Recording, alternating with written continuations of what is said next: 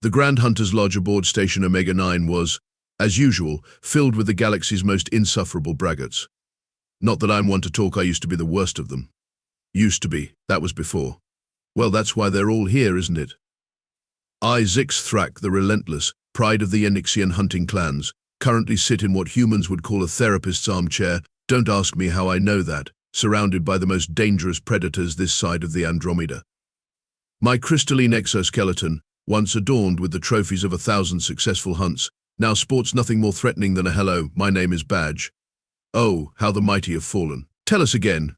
Greatest of hunters purrs KRZ seat, a felinian whose species would make Earth's tigers look like house cats. The sarcasm in his voice could corrode durasteel. How did the legendary Zyx'thrak end up? Reformed. The gathered hunters leaned forward in their seats, mandibles clicking and tentacles writhing with anticipation.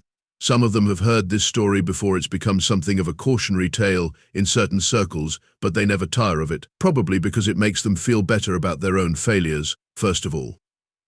I begin, adjusting my position in the chair, which, by the way, is ridiculously comfortable, another human invention I've grown embarrassingly fond of. You should know that everything you've heard about my reputation was true. 12 standard cycles, 217 worlds, over 1,000 successful hunts. I've stalked prey through the acid storms of Nexus VI, tracked quantum-shifting entities through the probability mazes of Schrödinger's world, and once spent 3 months in pure vacuum just to catch a space whale. A low murmur of appreciation ripples through the crowd. At least they still respect the old achievements, even if they mock what I've become. The Nixian hunting clans. I continue, watching my reflection in the polished chrome walls, earned our reputation as the galaxy's apex predators through millennia of evolution and cultural refinement. Our crystalline bodies can withstand extreme temperatures and pressures. Our sensor arrays can detect the faintest electromagnetic signatures. Our neural networks can process targeting solutions faster than most species' combat computers. I pause for effect, another human trick I've picked up. In short, we were designed by nature and honed by technology to be perfect hunters. And I was the perfect specimen of our perfect species. A Mantidian in the back raises one of its scything arms. We've all heard the boasts, Zyx'thrak. Get to the humans. I shoot him what humans call a death glare, which is actually quite difficult when you have compound eyes. But I've been practicing. Patience, young one. Context is everything. You need to understand just how far I had to fall to learn my lesson. The gathered hunters settle back, a few ordering drinks from the automated servers. They know what's coming, but like witnesses to a starship crash, they can't look away. It was exactly 1 standard cycle ago, I say, my crystalline structure briefly flickering with remembered embarrassment. I had just finished hunting the ghost leopards of Proxima. I child's play, really, when I heard rumors about a species of deathworlders who had recently joined the galactic community. Humans, they called themselves. A collective shudder runs through the audience. Several hunters unconsciously touch their scars or missing appendages. Yes, now you all act so wise, I say, waving a crystalline appendage dismissively. But back then I thought, just like you once did, that they were just another species of clever prey, that their reputation was exaggerated, that their homeworld's high gravity and harsh conditions simply meant they would provide a more interesting challenge. I lean forward, my voice dropping to what humans call a stage whisper, which, paradoxically, is meant to be heard by everyone. I was about to learn just how wrong I was. And it all started with what the humans call a bad decision. The first warning sign should have been the betting pool. I continue, watching my audience's reactions. When I announced my intention to hunt humans, instead of the usual wagering on how quickly I'd succeed, they were betting on how spectacularly I'd fail.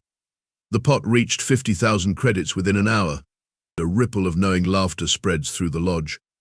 I noticed several hunters discreetly checking their credit accounts, probably early investors in my humiliation. The Arcturian arms dealer, you all know the one, tentacles like data cables, terrible fashion sense, actually tried to sell me insurance. Insurance. Me. Triple coverage, he said, for dismemberment, psychological trauma, and most importantly, dignity restoration. I should have listened. But no. I just had to prove everyone wrong. I shift in my chair, my crystalline structure catching the light in a way that probably makes me look far more dramatic than intended. The research phase was interesting. Every species I interviewed had a different horror story about humans. The Vraks told me about watching a human survive 3 direct hits from a plasma rifle because, and I quote, They were too stubborn to die. The hive mind of Beta Centauri shared footage of a human outrunning one of their hunter drones. For fun. They called it jogging. Several hunters nod sympathetically. One of them, a shadow stalker from the Obsidian Nebula, actually whimpers. But did I listen? No. I did what any self-respecting apex predator would do. I completely ignored all advice and set course for their newest colony world, New Eden. The name alone should have been another warning. Only humans would be arrogant enough to name their world after their mythological paradise. I project a hologram from my memory crystals, showing the approach to New Eden. The planet looked innocent enough from orbit: green continents, blue oceans, white clouds. Standard class M world. Right? Wrong. The gravity was 1.1 standard Gs, practically a workout just standing still for most species. The atmosphere had enough oxygen to make a Peronian spontaneously combust. And the weather. By the void, the weather. The hologram shifts to show a massive storm system. They call these Tuesday on New Eden. Not class 5 atmospheric disturbance or life-threatening weather event, just Tuesday. Should have turned back right then. But no, I had to be clever. I selected what I thought was the perfect hunting ground, a small settlement on the edge of something they called a national park, about 40 human dwellings. Primitive construction methods, they still used processed tree carcasses they call lumber, and minimal defensive capabilities. Also, I thought, the hologram zooms in on the settlement. Look at this: no energy shields, no automated defense turrets. Not even a basic neural disruptor field. Just some flimsy fencing and what appeared to be primitive monitoring devices. I actually logged in my hunt journal, and I quote myself here: these humans are practically begging to be hunted. A chorus of groans fills the lodge. Everyone knows what happens to hunters who underestimate their prey. I spent 3 days observing their patterns. They seemed to follow predictable routines, leaving their dwellings at dawn, returning at dusk, gathering in central locations for communal activities. Some would venture into the wilderness with basic tools and return with local flora or fauna. Primitive hunter-gatherers, I thought. Nothing I haven't dealt with before. I paused to accept a glass of Centaurian brandy from a server bot. But there were oddities. Things I dismissed at the time but now haunt my nightmares. Like how they would voluntarily engage in high-intensity physical activity for no apparent reason. They called it CrossFit Oregon. How they would intentionally expose themselves to extreme heat in small wooden chambers, saunas apparently. Who does that? The children were the most disturbing. I watched one small human fall from a considerable height, impact the ground with enough force to shatter a Regelion's exoskeleton, then immediately get up and continue what they called playing their parents' response. Walk it off. Kiddo, walk it off. As if physical trauma was just an inconvenience. The hologram shifts again, showing a human dwelling at night. Finally, I selected my target, a single dwelling on the outskirts of the settlement. 2 adult humans, no offspring, minimal security. I had my entry route planned, my backup plans prepared, and my trophy case already cleared for what I assumed would be an impressive addition to my collection. I let out what humans call a bitter laugh. You know what they say about assumptions in this business. They're usually your last mistake. But there I was, the galaxy's greatest hunter, about to attempt what I thought would be a simple extraction and elimination of primitive prey. My crystalline structure dims slightly with embarrassment. I didn't even bother with my high-end hunting gear. Just basic stealth field, standard paralysis darts, and a ceremonial blade. Because surely I wouldn't need anything more sophisticated for such simple prey. The gathered hunters are leaning forward now, mandibles clicking and tentacles twitching with anticipation. They know what's coming next. And that, my fellow hunters, is how I found myself creeping toward a human dwelling on what they call a Thursday night, about to learn exactly why humans are classified as Deathworld apex predators. And why their warning signs say do not feed the bears instead of beware of bears. The distinction, as I was about to discover, is significant. The approach was perfect. I continue, my crystalline form flickering with the memory. Silent night, cloud cover, and my stealth field was operating at peak efficiency. I had studied their primitive alarm systems, simple motion sensors, and something they call ring cameras, child's play to avoid. The gathered hunters lean in closer. A Voraxian actually pulls out a recording device, probably for blackmail purposes. My first hint that something was wrong should have been the garden gnome. Yes, you heard that correctly, a garden gnome. A small decorative statue depicting a diminutive humanoid with a pointed hat. Completely harmless, right? Wrong. I project a hologram of the infamous gnome. I was 3 steps into their yard when this innocent-looking decoration swiveled its head 180 degrees and shot me with what I later learned was called bear spray. Do you know what bear spray is? It's a weaponized irritant humans created to deter creatures that can shred battle armor with their claws. And they keep it in their lawn ornaments. A collective wince ripples through the audience. But that was just the beginning. Stumbling backward from the bear spray, I triggered what they called a motion-activated sprinkler. Now, you might think, oh, water, how terrible, I mimic a mocking tone. But no, this wasn't water. This was a mixture of water and something called ghost pepper extract. Do you know what a ghost pepper is? It's a plant humans cultivate for fun because it causes pain. So there I am, the galaxy's most feared predator, doing what humans call the spicy dance across their lawn, when I back into something that goes click. Now, in my extensive hunting experience, click is never a good sound. I pause for dramatic effect, noting with satisfaction that even the most hardened hunters are fully engaged. The next thing I know, I'm hanging upside down in a net made of something called paracord. Apparently, it's what humans use when they need to suspend 1,000-pound objects. But here's the truly terrifying part. This wasn't even meant for me. This was their standard bear deterrent system. They set these traps for local wildlife. And that's when I heard it, the sound that still haunts my dreams. A screen door creaking open, followed by a human voice saying the most terrifying words in the galaxy. Honey, get my phone. You're going to want to see this. The hologram shifts to show a tall human female in what I now know is called pajama pants and a shirt that reads I flexed and the sleeves fell off. This, my fellow hunters, was Ranger Thompson. Not that I knew it at the time. I just knew I was hanging upside down, covered in various forms of chemical warfare, facing a human who looked far too amused for someone discovering an alien predator in their yard. She didn't scream. She didn't run. She just took pictures. With her phone later, I learned these pictures went viral on something called Reddit, but what happened next was worse. I shudder, causing my crystalline structure to chime softly. She called her colleagues. Not the military. Not the Planetary Defense Force. Her colleagues from the Parks and Wildlife Service. Because, as she put it, and I quote, this is clearly an exotic species situation, and I ain't doing that paperwork alone. Within 20 minutes, my absolute stealth mission had turned into what humans call a party. 3 more rangers showed up, all in various states of casual dress, carrying what they called coffee, a stimulant beverage that would be classified as a controlled substance on most worlds.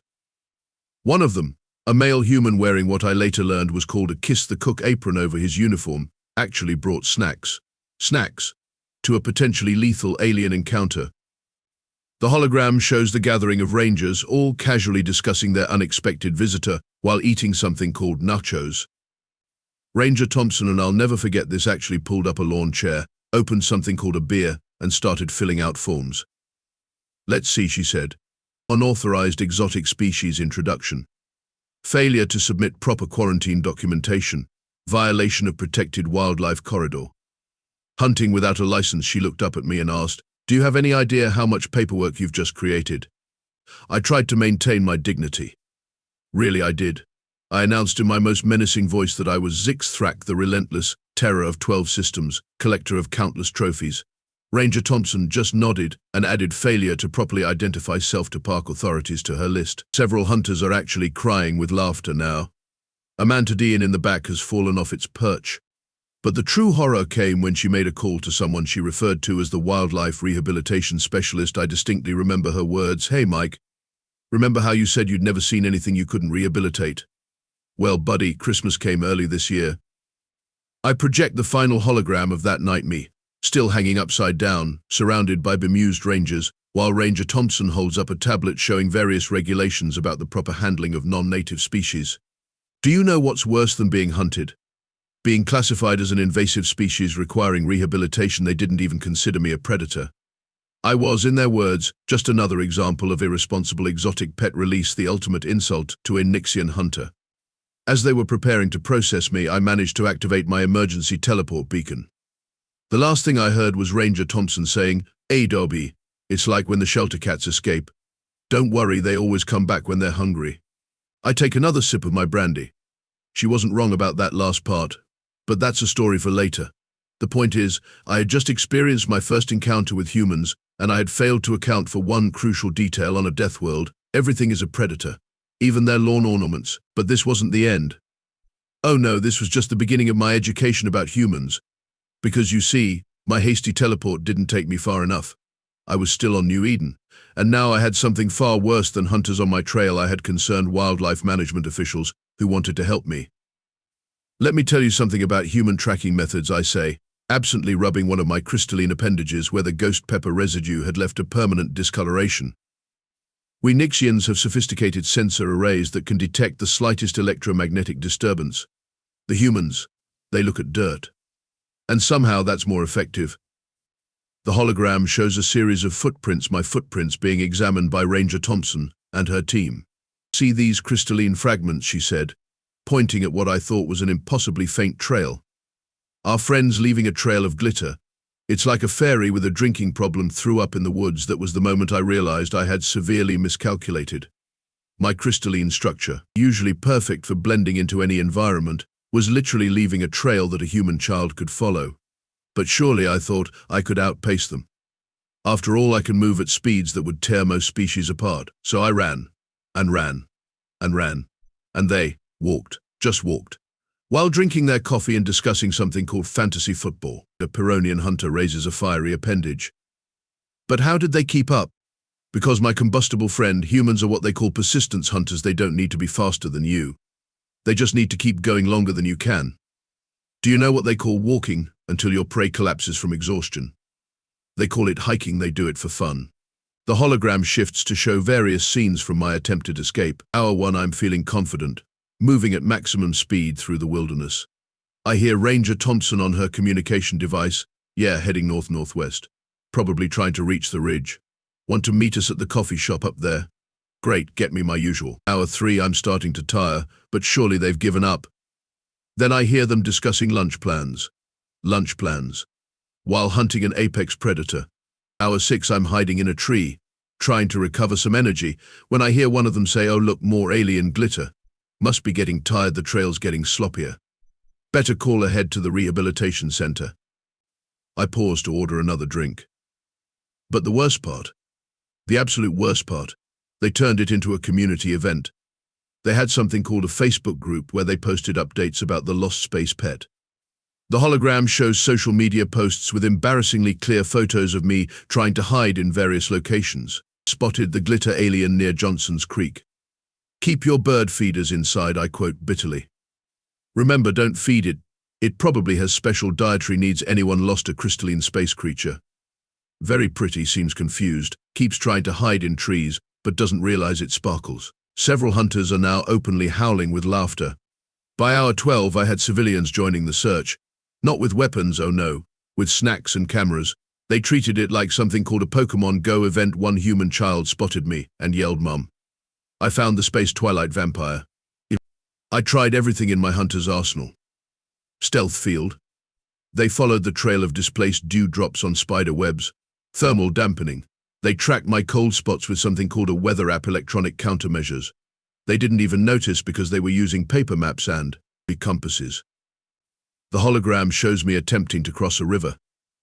This was my lowest point. I thought water would hide my trail.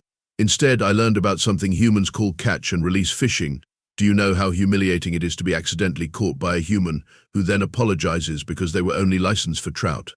But the true breaking point came when they started using drones. Not military drones, not hunting drones, something called nature photography drones. They were making a documentary. There I was, the galaxy's most feared predator, being filmed for something called National Geographic, Invasive Species Special. I project the final moments of my freedom. Ranger Thompson's voice over a primitive amplification device. Attention, sparkly space friend. We have the entire area surrounded by wildlife photographers, 3 Boy Scout troops, and a meetup group of bird watchers. Please remember that harming endangered local species is a Class 3 felony, and your glitter is definitely affecting the ecosystem. Come down from there and we can discuss rehabilitation options. The final insult. They didn't even need to capture me. They just waited until I was too exhausted to continue. Do you know what they call that strategy? Letting it tire itself out like I was some sort of temperamental toddler. When I finally collapsed, Ranger Thompson just sat down next to me, offered me something called a Gatorade, and started explaining the local wildlife regulations. Look, she said, I get it. New planet, exciting prey, very tempting. But we have procedures for this. Next time. Just fill out the hunting permit application like everyone else. The hologram fades as I slump deeper into my chair. That's when I learned the most terrifying truth about humans. They don't just hunt, they bureaucratize. They don't eliminate threats, they regulate them. Why destroy an apex predator when you can rehabilitate it and make it fill out paperwork? But you think this was the end of my humiliation? Oh no, this was just the prelude to what I now call the incident at the Wildlife Rehabilitation Center, or, as the humans called it, Operation Glitter Guardian. The Wildlife Rehabilitation Center, I say, my crystalline structure dimming with remembered shame, turned out to be my final undoing. Not because of their security measures, mind you. No, my downfall came from something far more insidious: human snack food. The gathered hunters exchange confused glances. A Voraxian actually drops its hunting trophy in surprise, specifically something called Doritos. After a day of being tracked through the wilderness, I was exhausted, hungry, and my judgment was impaired. I detected an odd chemical signature, artificial flavoring. They call it wafting from an open window. The scent was intriguing. The hologram shows the fateful scene, the rehabilitation center's break room window, a carefully arranged trail of orange triangular objects leading inside. I know what you're thinking. The galaxy's greatest hunter, felled by processed corn chips. But have you tried Doritos? No. Then you can't judge me. The humans engineered them to be irresistible. They're basically chemical warfare in snack form. So there I was, following this trail like a primitive beast, when I heard Ranger Thompson's voice. Works every time. Even space predators can't resist nacho cheese flavor. The hologram shifts to show me, covered in orange dust, surrounded by empty bags, as the rehabilitation center staff calmly walked in. That's when I got the talk. Not about being a dangerous predator. Not about violating territorial sovereignty. No. I got a lecture about proper diet and the importance of making healthy choices. The colony's chief xenobiologist actually used the phrase "you are what you eat" while showing me a food pyramid. But the true revelation came during my intake interview. Ranger Thompson sat across from me, reviewing my case file, and said something that changed my entire perspective on humans. She said, "You know, it's kind of adorable that you thought you were hunting us. That's like a house cat thinking it's hunting its owner." The hologram shows the interview room, where various human officials had gathered. They proceeded to explain, very patiently, that humans are what they call generalist apex predators. They didn't evolve to be the fastest, strongest, or most technologically advanced. They evolved to be the most adaptable. They can eat almost anything, survive almost anywhere, and turn almost anything into a tool or weapon. Even their lawn ornaments, as I had learned. And then came their offer.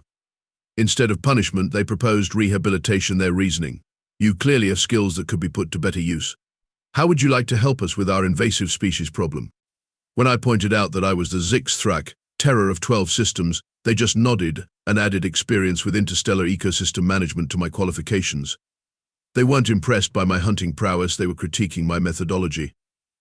The hologram shows my first day of rehabilitation, me wearing what humans call a volunteer vest, while Ranger Thompson explains proper wildlife handling procedures.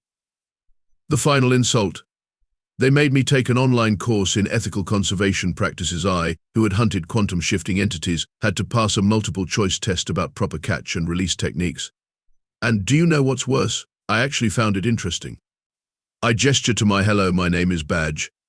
And that's how the galaxy's most feared predator became a certified wildlife management consultant. Because, as it turns out, humans don't want to eliminate their predators, they want to employ them. So here I am. I gesture around the hunting lodge with a crystalline appendage that now sports a professional name tag reading Wildlife Management Specialist, living proof that the galaxy's most dangerous predator isn't the one with the most advanced hunting capabilities. It's the one that turns its predators into employees. The gathered hunters shift uncomfortably in their seats. Several are quietly deleting Earth future hunting ground from their destination logs. But you want to know the real cosmic joke? I lean forward, lowering my voice. I actually have humans living with me now. They call themselves my roommates. Originally, they were assigned to monitor my rehabilitation, but somewhere along the way, I just got used to them. I project one final hologram, my apartment, where 2 human graduate students are sprawled on the couch, surrounded by research papers and empty coffee cups. They're working on their PhDs in xenobiology. Do you know what that means? I'm not keeping them, they're studying me, and the worst part, I'm helping them. Voluntarily. I'm literally assisting in research about why my species' hunting techniques are, and I quote, hilariously overcomplicated. Last week, one of them actually patted my crystalline structure and said who's a good research subject, and I liked it. The lodge has gone completely silent. Even the automated servers seem to be moving more quietly. So let me give you all some free consulting advice, I say, standing up and straightening my professional credentials. If you're thinking about hunting humans, don't.